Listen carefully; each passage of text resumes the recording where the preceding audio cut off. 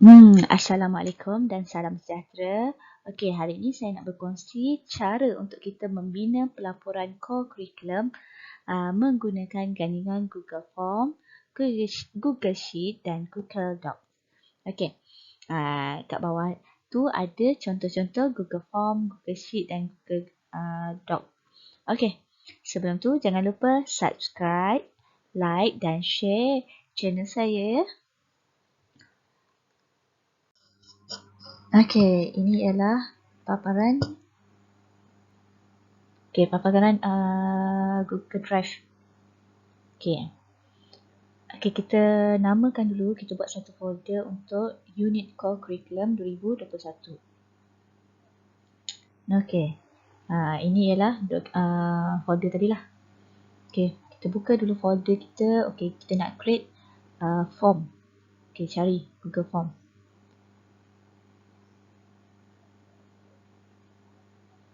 Okey, nak create form tu. Okey, pertama sekali kita kena buat tajuk lah.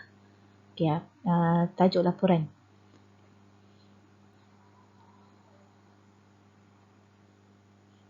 Okey, pelaporan aktiviti core curriculum. Namakan je lah apa tajuk-tajuk yang sesuai untuk kita punya form. Sama juga kalau kita nak buat Google Form untuk soalan murid ke. Okey, yang ni ialah pelaporan aktiviti core curriculum untuk kelab dan persatuan. Okey, untuk description tu terpulang lah. Kita nak masukkan detail sikit lah. Nama sekolah ke, arahan ke, kita pulang lah. Ada cikgu-cikgu ke, pada rakan-rakan yang nak create tu nanti.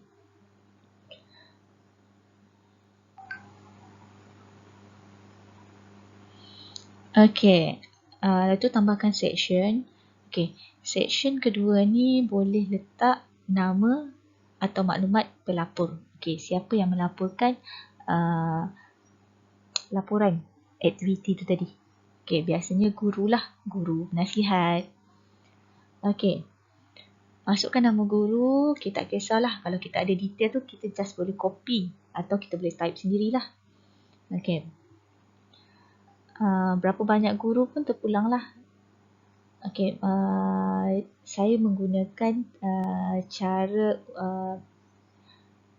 bahagian ni, cara dia saya gunakan drop down. Okey, macam kat sini multiple choice. Okey, nanti kita tukar sekejap lagi. Okey, next kita isikan jawatan. Okey, jawatan guru tadilah. Ni tadi kita tukar. Okey, ambil drop down. Okey, ni jawatan pun kita buat drop down. Okey, kita isikanlah jawatan-jawatan yang sesuai dengan guru-guru yang kat atas tadi lah. Okey, jawatan ni terpulang lah. Kita nak tulis bahagian penyelaras unit core curriculum lah. Contoh penyelaras persatuan dan kelab, penyelaras unit beruniform, penyelaras sukan dan permainan, setiausaha sukan, setiausaha core curriculum, dan kita boleh tulis sebagai guru penasihat. Okey, selain guru penasihat, mungkin kalau macam komander ke, okay, mungkin ada jawatan-jawatan lain yang sesuai tu, okay, kita boleh masukkan je lah.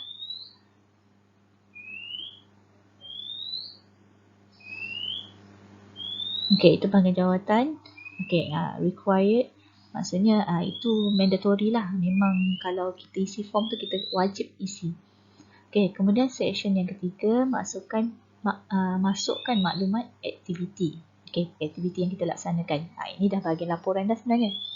Pertama, nama kelab dan persatuan. Okey. Pilih juga drop down. Okey, kat sini masukkanlah nama kelab dan persatuan yang ada dekat sekolah kita. Okey, berapa banyak kelab kita boleh masukkan. Terpulang. Okey, macam sekolah saya ada 5 kelab. Okay, yang pertama ada Bahasa Melayu, Bahasa Inggeris, Persatuan Agama Islam. Kemudian kita ada kelab Doktor Muda dan kelab Buku Negara. 5 sahaja. Okay, itu bahagian maklumat aktiviti.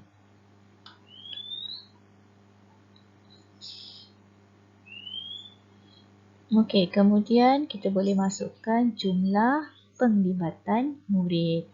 Okey, penglibatan murid ni kita gunakan short answer je lah. Okey, yang ni penglibatan murid ni kita nanti kita boleh isi lah kemudian masuk secara manual lah. Cikgu boleh lihat carta kehadiran murid ke, maklumat kehadiran murid. Kita masukkan jumlah dia.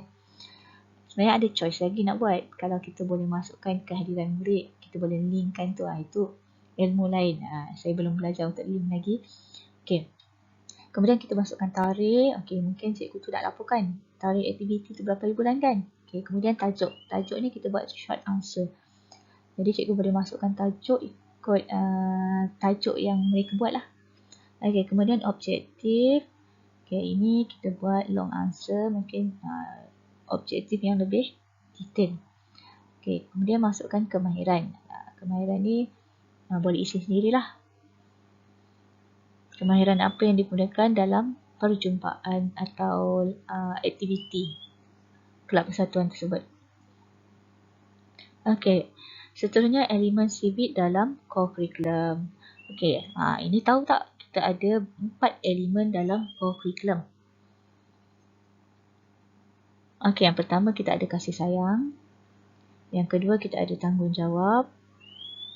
Yang ketiga kegembiraan dan yang keempat hormat menghormati.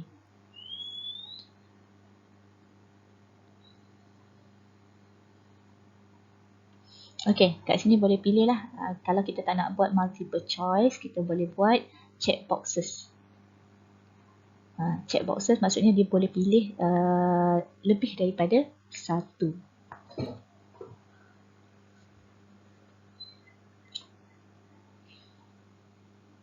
Okey, kemudian ada elemen kebat.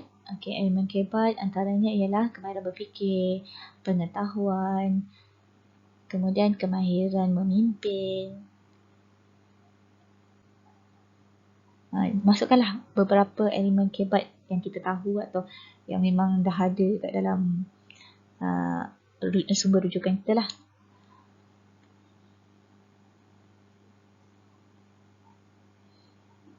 Kemahiran peribahasa atau komunikasi, etika dan kerohanian. Kemudian identiti nasional. Okey, ini bahagian elemen kebat. Okey, kita boleh pilih check boxes. Ini supaya cikgu-cikgu atau yang pelapor ni tadi dia boleh pilih lebih daripada satu elemen. Okey, kemudian laporan pelaksanaan aktiviti. Dekat sini lah. Dekat sini biasanya kita pilih lah paragraf. Cikgu nak karang apa terpulang. Itu nanti responden dia nak karang macam-macam aktiviti ke. Jadi kita ambil long answer. Jadi dia boleh tulis macam karangan panjang lah. Okey, ini ialah laporan form kita yang dah siap. Okey, pastikan kita klik bahagian tajuk dia. Kalau tak, kita punya form tu tak ada tajuk. Okay, then kita create a new spreadsheet. Ni yang ada label warna hijau kat sini. Macam tambah lah. Okay. Sheet ni sebenarnya kalau dalam kita punya Microsoft, ialah Google Excel. Google Excel. Sebenarnya Excel kita. Microsoft Excel. Tapi dekat dalam Google ni, kita gunakan sebagai sheet. Okey, kemudian kita nak buat dokumen. Gunakan Google Docs daripada kita punya Google ni tadi. Okey, Google Doc ni kita nak draftkan kita punya laporan. Terpulanglah bentuk macam mana kita nak buat laporan kita. Okey, kita boleh masukkan nama sekolah. Okey, nama tajuk kita lah. Okey, laporan apa-apa. Okey, macam saya tulislah laporan aktiviti kelab dan persatuan. Okey, kemudian dah siap yang tajuk bahagian atas tu, kita nak letak, nak masukkan jadual. Okey.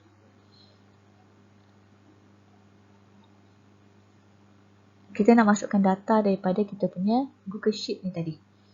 Okey, kena tengoklah berapa item yang perlu kita nak masukkan. Mungkin nama kelab, jumlah penglibatan, tajuk aktiviti, objektif, kemahiran, elemen CV, semua tu kan. Okey, jadi kita insert table. Okey, pilihlah berapa item yang kita nak masukkan. Contohnya 9. Okey, 9. Okey, masukkan maklumat-maklumat yang ada dekat dalam Google Sheet tadi. Maklumat yang perlulah yang nak dimasukkan dalam laporan kita. Okey, nama dan kelab. Nama kelab dan persatuan.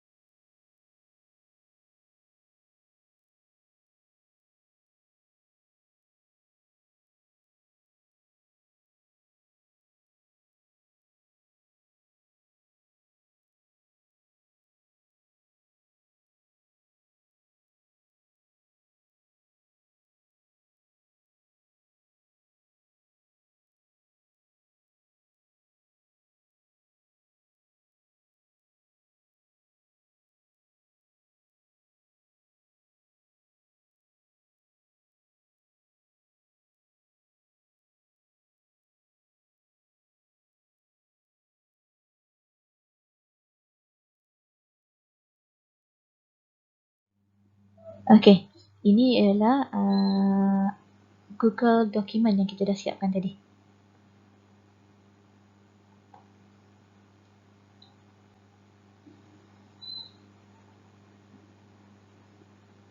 Okey, ini detail dia. Nama kelab persatuan. Ni kita boleh adjust ni semua ni. Okey, yang pentingnya dia ada simbol ni depan dan belakang tu. Ni. Okey, nak ubah tajuk pun terpulang lah. Nak ubah tajuk apa? Okey, dokumen ke, laporan ke. Terpulang pada kita. Edit je dekat bahagian atas ni. Dekat gambar ikon ni.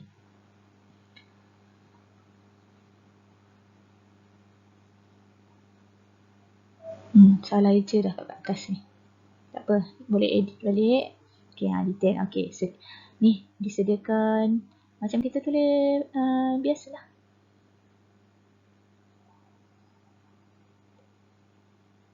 Okey. Inilah Google Document tu. Okey. Kita nak dapatkan data, perlulah isi kita punya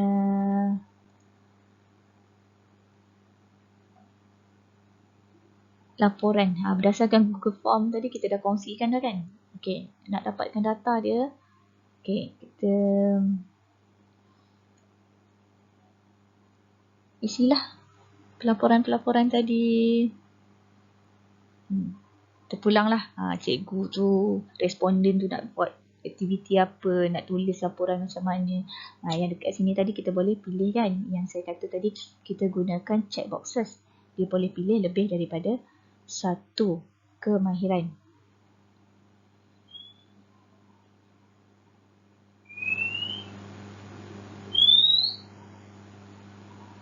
Okey, dan boleh submit. Okey, mungkin boleh buatlah contoh untuk satu kedua responden. Okey, ini contoh yang dah ada kan. Okey. Kemudian dekat dalam kita punya Google Sheet ni kita add on AutoCAD. Atau kita boleh search. Okay, kita boleh search kat sini AutoCAD. Okay, search. Okay, kalau yang belum ada add-ons tu kita kena install. Nanti dia minta permission lah untuk kita install tu. Okay, masukkan ni AutoCAD ni. Okay, dah siap, selesai. Kita ambil balik AutoCAD, kita launch atau dia adalah perkataan lain, dia open ke. Okay, kita launch dia. Kita tengok data yang keluar.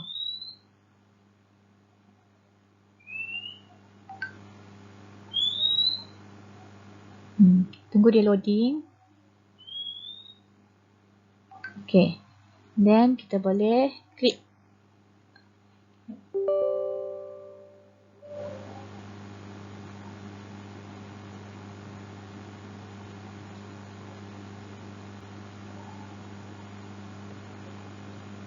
Okay, kita boleh pilih new job. Okay, boleh isikan name of merge job tu. Okay, tajuk lah. Macam kerja awak tu apa nak, apa kita nak tulis. Okay, pelaporan ke, pulang. Pelaporan kelab dan persatuan.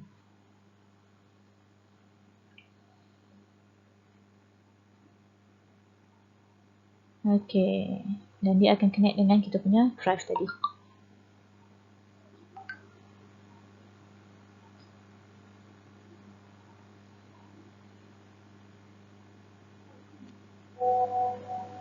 Okay, kat sini kita pilih balik lah dokumen ke Google Doc yang kita dah draftkan tadi. Okay, mana tajuk dia? Kita pilih.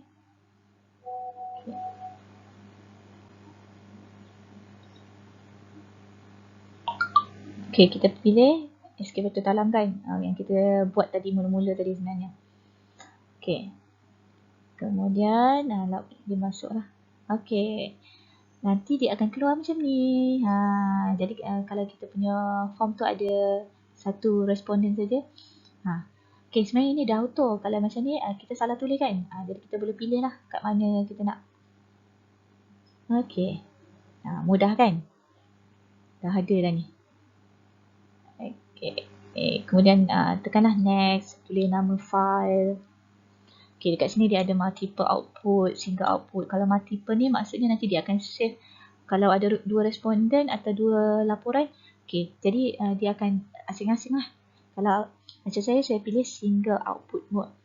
Single output mode, dia ada macam page muka surat 1, muka surat 2. Keluar macam tu lah. Okay. Itu next je lah. Next. Okay. Yang ni nak share dokumen atau send email. Kalau yes, nanti kita kena masukkan lah email yang kita nak share tu. Macam saya pilih no. Biar dia save dekat dalam drive sahaja. Okay. Save kan kita punya kerja. Jangan tak save. Kalau tak save nanti hilang nanti. Okay. Nak tengok apa laporan dia.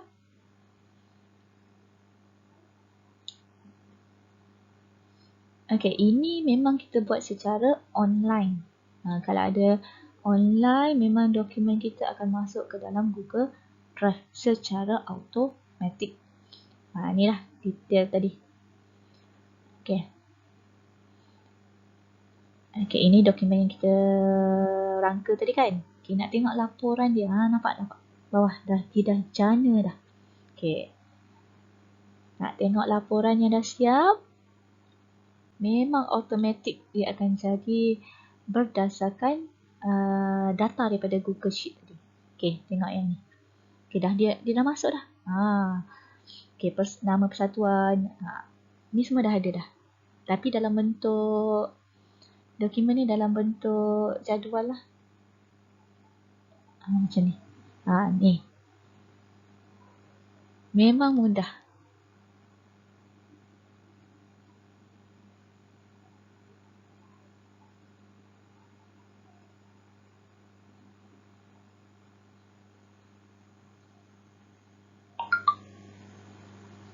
Okay. Ini form yang kita rangka tu perlu ada lah. Kalau tak ada tu, dia tak boleh link lah. Maksud kita dah draft kan kita punya Google document atau laporan kita tu. Itulah terhasilnya laporan ini. Bila sebenarnya kita lepas responden tu dah hantar, baru kita autocorrect kan dia. Sebab kalau kita tak ada data, macam mana kita nak masukkan kat dalam laporan kan? Okay. Jadi simpan dalam satu ni je, satu folder saja untuk mudah kita nak cari. Okay. Nampak pula paparan saya record ni kan? Ini lah alternatif yang saya jumpa. Okay, itu sahaja perkongsian saya. Semoga perkongsian ini dapat dimanfaatkan dan dapat diaplikasikan. Okay, terima kasih. Okay, jangan lupa subscribe, like dan komen.